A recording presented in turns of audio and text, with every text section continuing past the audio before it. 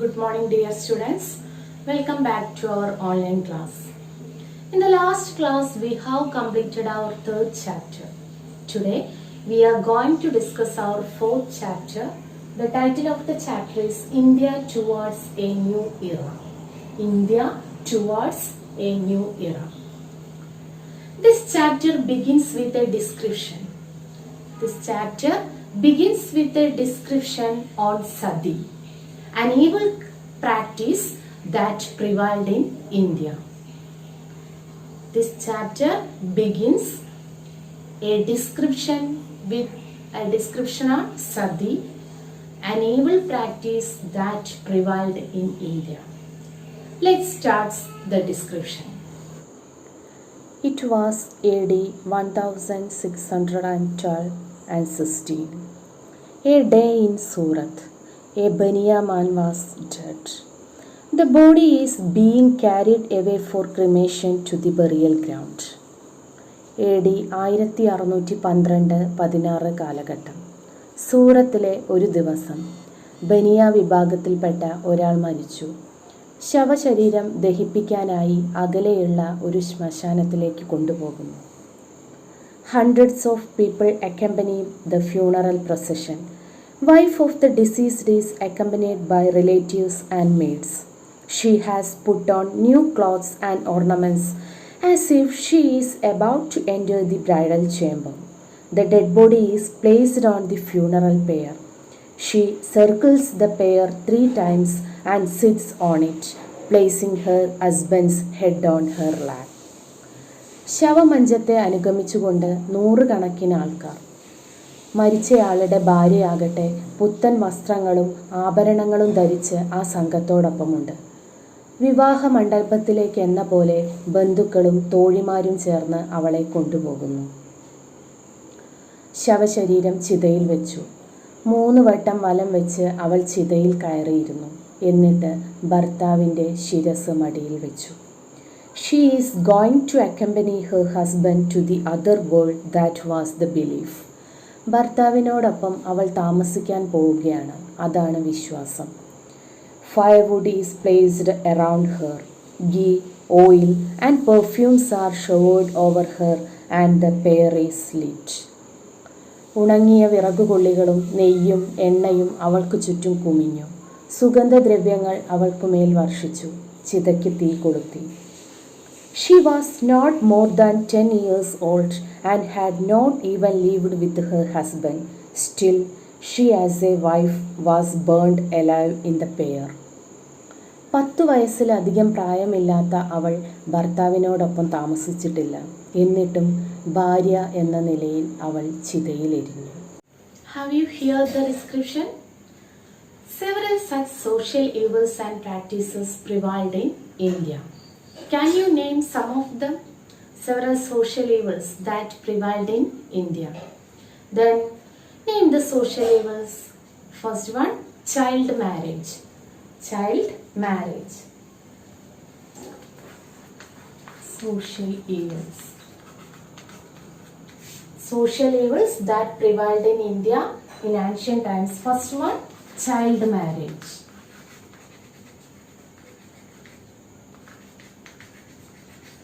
Then child marriage. Next one,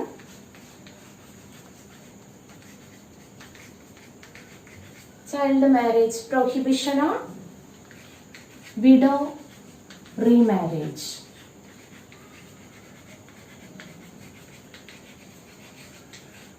Prohibition on widow remarriage. Then human sacrifice.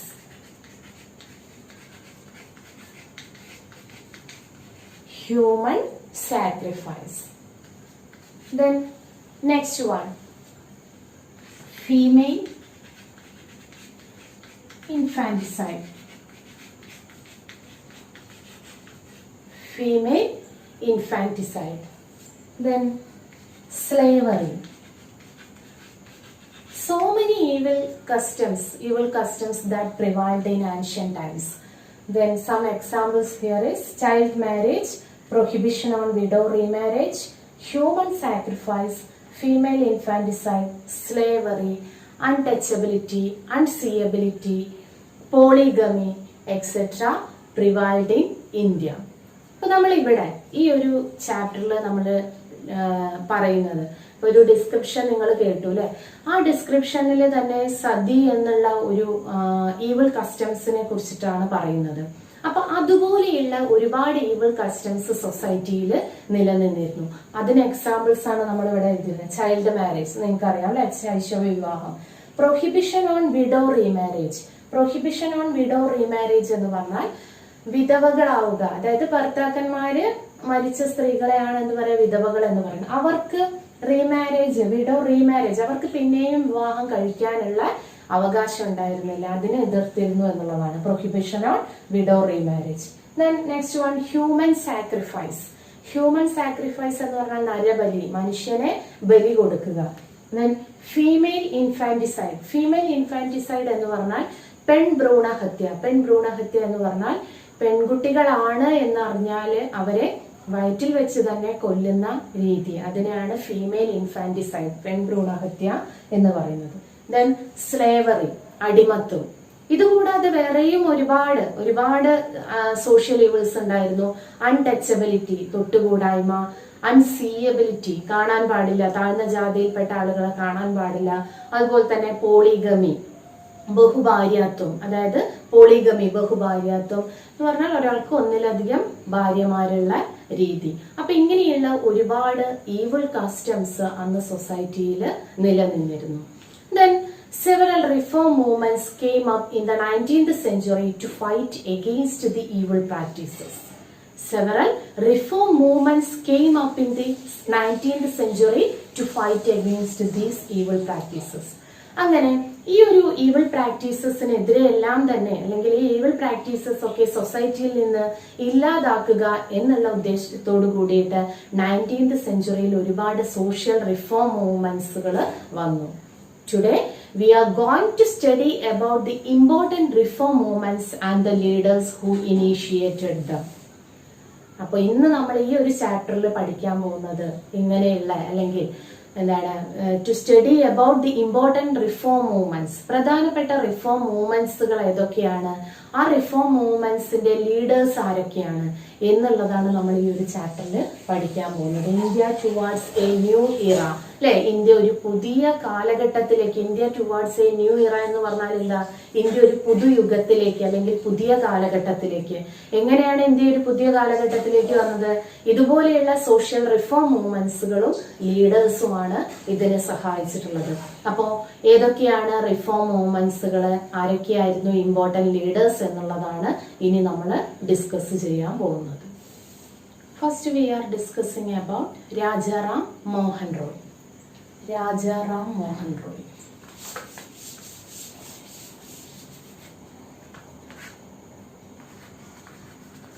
Rajaram Mohan Roy. Mohan Roy. Rajaram Mohan Roy. Rajaram Mohan Roy protested against sati and child marriage.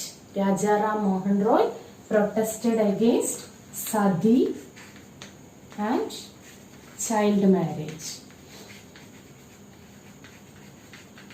അപ്പോ നമ്മള് ഈ ഒരു ചാപ്റ്ററിന്റെ ആദ്യം പറഞ്ഞു അല്ലെ, ഡിസ്ക്രിപ്ഷനില് സതി എന്താന്നുള്ളത്. എന്താണ് സതി എന്നുള്ളത്?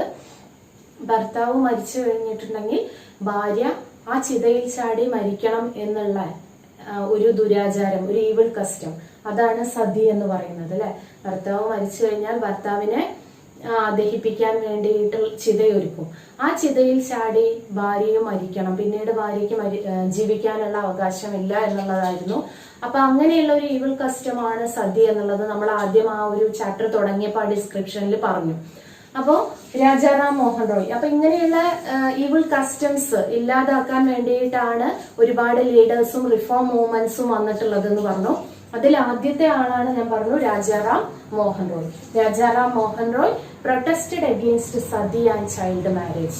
Then his campaign against sati persuaded Lord William Bentinck, the British Governor General, to abolish sati. His campaign against sati അതായത് രാജാറാം മോഹൻ റോയിയുടെ സതിക്കെതിരെയുള്ള ക്യാമ്പയിനുകൾ, അദ്ദേഹം സതി എന്നുള്ള ഈവിൾ കസ്റ്റം നിർത്തലാക്കാൻ വേണ്ടിയിട്ട് ഒരുപാട് കാര്യങ്ങൾ, അതിനെതിരെയുള്ള ഒരുപാട് കാര്യങ്ങൾ ചെയ്തു. അങ്ങനെ അദ്ദേഹത്തിന്റെ ആ ഒരു പരിശ്രമ ഫലമായിട്ട് ലോർഡ് വില്യം ബെനഡിക്ട്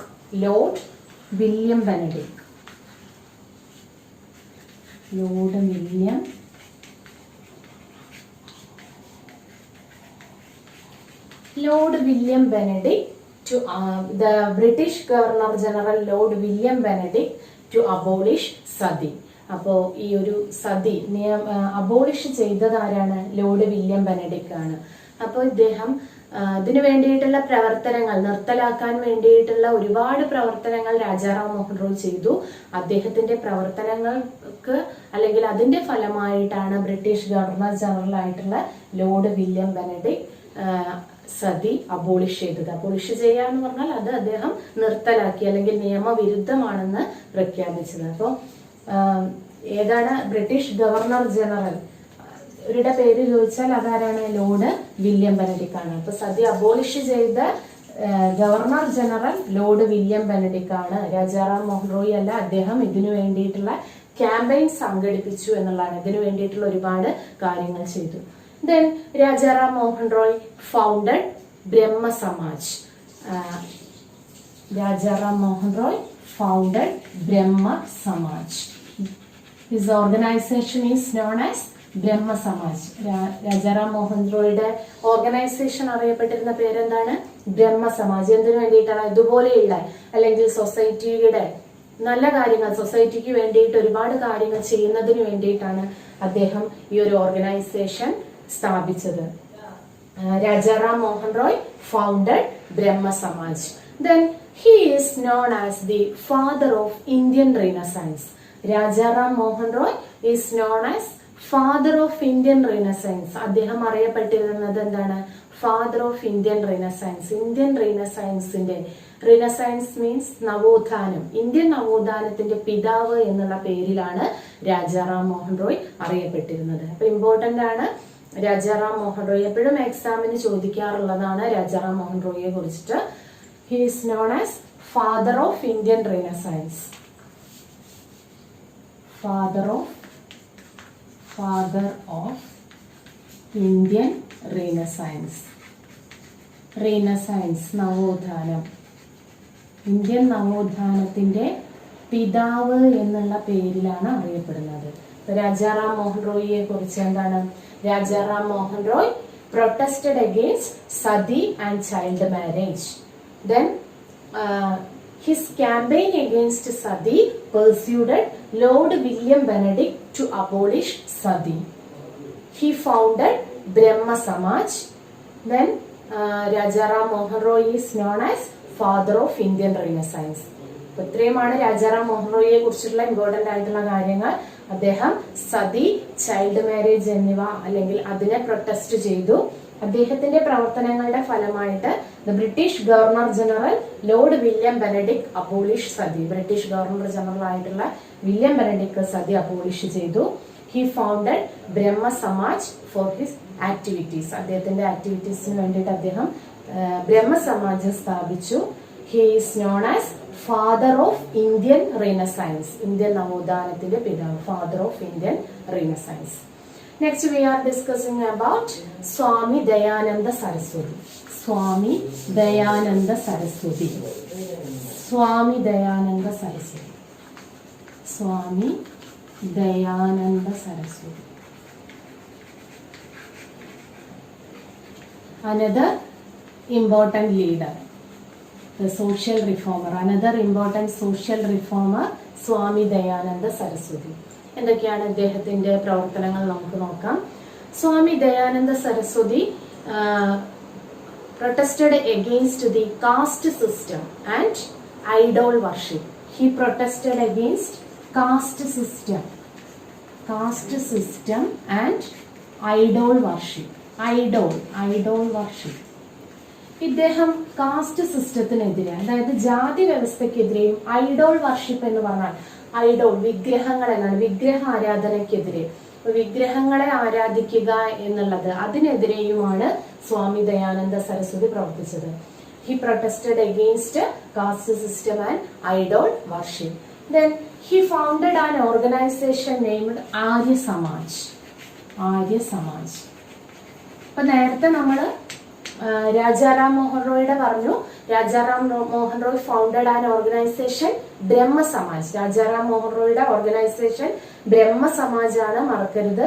ഇത് സ്വാമി ദയാനന്ദ സരസ്വതി, അദ്ദേഹത്തിന്റെ ഓർഗനൈസേഷൻ ഏതാണ്? Arya Samaj. He founded an organisation called Arya Samaj. Then he gave the call go back to Vedas. അതേപോലെ തന്നെ അദ്ദേഹത്തിന്റെ പ്രധാനപ്പെട്ട ഒരു ഇതാണ് he gave the call. അദ്ദേഹം ജനങ്ങളോട് ഉപദേശിച്ചത് എന്താണ്? go back to Vedas. go back to the Vedas. വേദങ്ങളിലേക്ക് തിരിച്ചു പോവുക, അല്ലെ? വേദങ്ങൾ എന്ന് പറഞ്ഞിട്ടുണ്ടെങ്കിൽ ഋഗ്വേദം, യജുർവേദം, സാമവേദം അല്ലെ നമ്മൾ ആദ്യകാലത്ത് പ്രധാനപ്പെട്ട വേദങ്ങളായിട്ട് പറയുന്നത്. അപ്പൊ അദ്ദേഹത്തിന്റെ ഒരു ജനങ്ങളോട് അദ്ദേഹം പറഞ്ഞ എന്താണ്? Gave the call go back to Vedas. Important ആണ് ഇത്. അപ്പൊ ഇദ്ദേഹത്തിന്റെ ആണ് ഇത്രയും കാര്യങ്ങളാണ് ഇമ്പോർട്ടന്റ് ആയിട്ടുള്ളത്. സ്വാമി ദയാനന്ദ സരസ്വതി പിന്നെ protested against caste system and idol worship. He founded an organisation called Arya Samaj. Then he gave the call go back to the Vedas. Next we are going to discuss about Jyotirao Phule. Jyotirao Phule.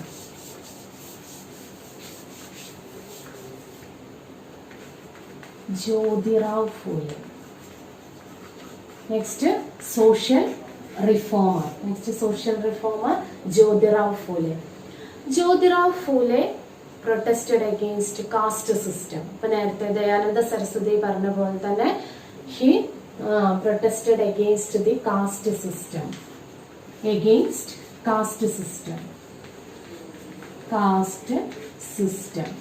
Jyotirao ഫൂലെയും caste സിസ്റ്റത്തിനെതിരായിരുന്നു. അപ്പൊ അന്ന് ഇപ്പൊ നിങ്ങള് പഠിക്കുമ്പോ ഏകദേശം ഇപ്പൊ അന്ന് നമ്മൾ പറഞ്ഞു, അന്ന് സൊസൈറ്റിയിൽ ഉണ്ടായിരുന്ന സോഷ്യൽ ഈവിൾസിനെതിരെയാണ് ഈ ലീഡേഴ്സ് എല്ലാം തന്നെ.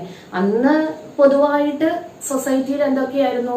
ഇതുപോലെയുള്ള കാസ്റ്റ് സിസ്റ്റവും അതുപോലെ തന്നെ ഐഡോൾ വർഷിപ്പ്, ഇങ്ങനെയുള്ള സതി തുടങ്ങിയിട്ടുള്ള സോഷ്യൽ ഈവിൾസ് ഒക്കെ തന്നെയായിരുന്നു. അപ്പൊ ഏകദേശം എല്ലാ ലീഡേഴ്സും മുന്നോട്ട് വന്നത് ഇതുപോലെയുള്ള കാര്യങ്ങളൊക്കെ ഇല്ലാതാക്കാൻ വേണ്ടിയിട്ട് തന്നെയാണ്. അപ്പൊ Jyotirao Phule against the caste system. Then he promoted widow remarriage. ഇവിടെ എന്താണ്? he promoted widow remarriage. അപ്പൊ നമ്മൾ ആദ്യം പറഞ്ഞു അന്നത്തെ കാലത്തെ ഒരു സോഷ്യൽ ഈവിൾ ആയിരുന്നു പ്രൊഹിബിഷൻ ഓഫ് വിഡോ റീമാരേജ് എന്ന് പറഞ്ഞു.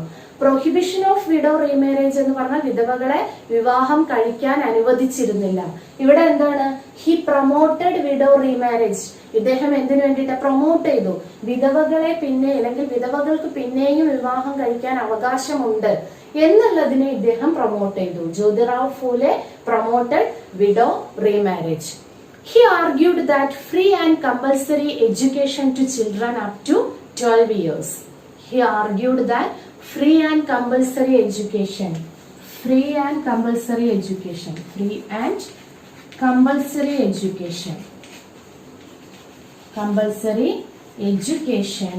up to 12 years. അപ്പൊ അന്ന് നമുക്കറിയാം എങ്ങനെയാണ് എഡ്യൂക്കേഷൻ എന്നുള്ളതൊന്നും വളരെയധികം എഡ്യൂക്കേഷൻ ഒന്നും പ്രാധാന്യം ഉണ്ടാവാത്ത സമയമാണ്. കാരണം ഉയർന്ന ജാതിയിൽപ്പെട്ട ആളുകൾക്ക് വിദ്യാഭ്യാസം ലഭിക്കും, എന്നാൽ താഴ്ന്ന ജാതിയിൽപ്പെട്ട ആളുകൾക്ക് വലിയ രീതിയിലുള്ള വിദ്യാഭ്യാസം ഒന്നും കിട്ടാതിരുന്ന കാലഘട്ടമാണ്.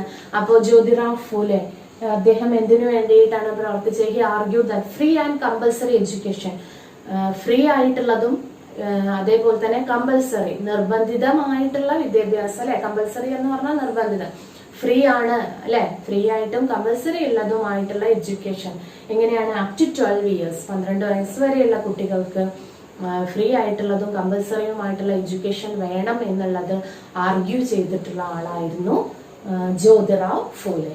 And Jyotirao Phule founded an organisation called Satyashodhak Samaj. ഇദ്ദേഹത്തിന്റെ ഓർഗനൈസേഷന്റെ പേരാണ് Satyashodhak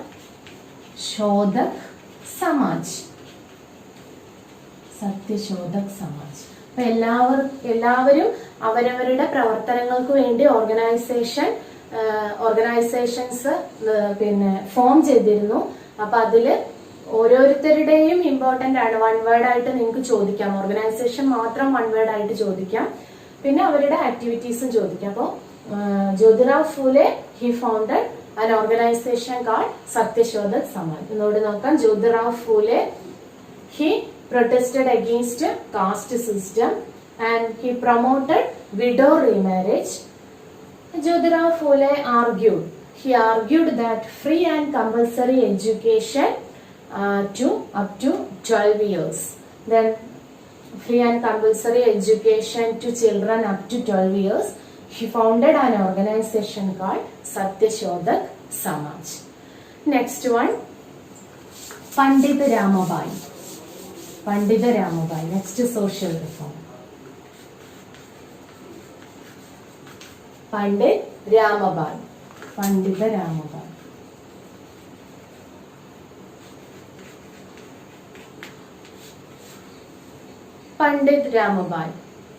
Then Pandit Ramabai founded Arya Mahila Sabha. Pandit Ramabai founded an organization called Arya Mahila Sabha. Arya Mahila Sabha.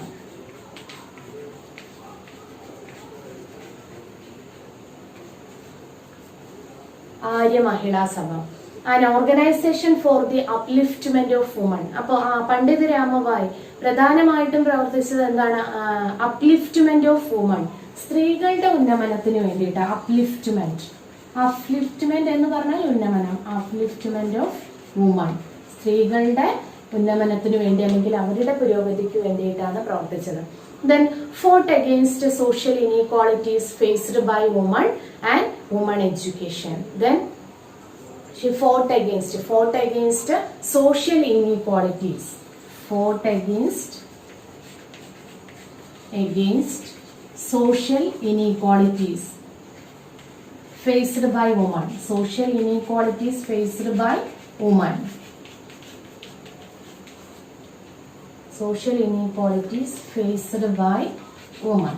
അപ്പൊ എന്തിനു വേണ്ടിയിട്ടാണ് പ്രവർത്തിച്ചത്? സ്ത്രീകൾ അല്ലെങ്കിൽ സ്ത്രീകൾ നേരിടുന്ന സോഷ്യൽ ഇനീക്വാളിറ്റീസ് അതിനെതിരെ പ്രവർത്തിച്ചു. പിന്നെ അതുപോലെ തന്നെ then she worked for women education. അതേപോലെ തന്നെ എന്തിനു വേണ്ടിയിട്ടാണ്? വുമൺ എഡ്യൂക്കേഷന് വേണ്ടി പ്രവർത്തിച്ചു.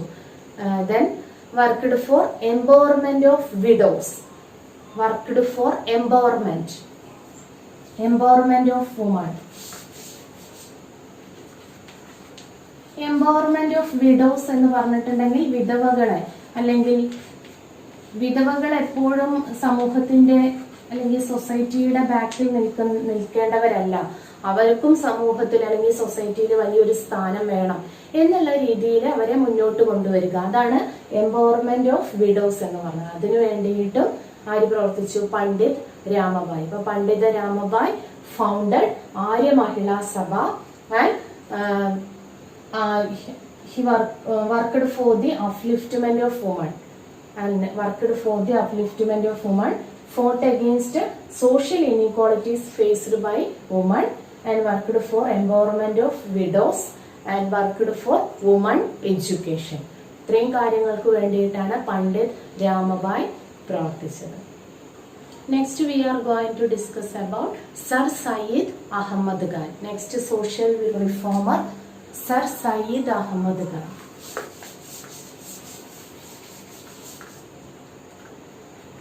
Sir Syed Ahmad Khan.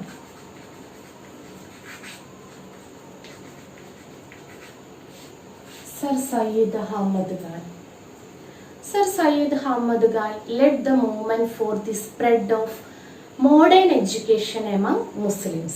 He led the movement for the spread of modern education among Muslims. മുസ്ലിങ്ങൾക്കിടയിൽ മോഡേൺ എഡ്യൂക്കേഷൻ അതിന്റെ പ്രചാരത്തിന് വേണ്ടിയിട്ടാണ് ആര് പ്രവർത്തിച്ചത്? Sir Syed Ahmed Khan. He led the movement for the spread of modern education among the Muslims. Then he established the Mohammedan Anglo-Oriental College at Aligarh. Mohammedan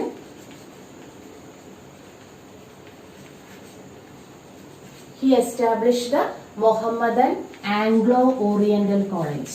Anglo-Oriental College. എവിടെയാണ്? At Aligarh. അദ്ദേഹം അലിഗറില് Mohammedan Anglo Oriental college establish ചെയ്തു. എന്തിനു വേണ്ടിയിട്ടാ? To spread the modern education among the Muslims. അല്ലെ, അദ്ദേഹത്തിന്റെ ഒരു ideology എന്തായിരുന്നു? Led the movement for the spread of modern education among the Muslims. അപ്പൊ അതിനു വേണ്ടിയിട്ടാണ് അദ്ദേഹം എന്ത് എസ്റ്റാബ്ലിഷ് ചെയ്തത്? He established Mohammedan Anglo Oriental college in Aligarh. അലിഗറിൽ അദ്ദേഹം മുഹമ്മദൻ ആംഗ്ലോ ഓറിയന്റൽ കോളേജ് സ്ഥാപിച്ചു. Then later it became the Aligarh Muslim University. അപ്പൊ ഈ മുഹമ്മദൻ ആംഗ്ലോ ഓറിയന്റൽ കോളേജ് അദ്ദേഹം എസ്റ്റാബ്ലിഷ് ചെയ്തു. പിന്നീടാണ് ഇത് എന്തായിട്ട് മാറിയത്? Later it became the Aligarh Muslim University, the famous Aligarh Muslim University.